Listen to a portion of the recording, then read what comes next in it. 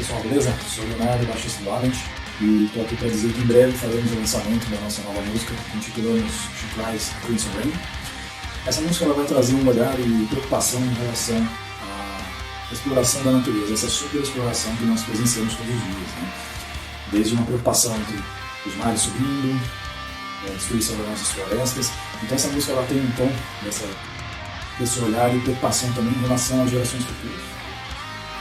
A letra ela vai nos apresentar como a humanidade, movida por diversos interesses, ignorância e ganância, destrói o planeta sem pensar nas consequências.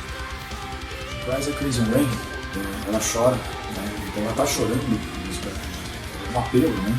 O futuro, ela está chorando lágrimas de sangue.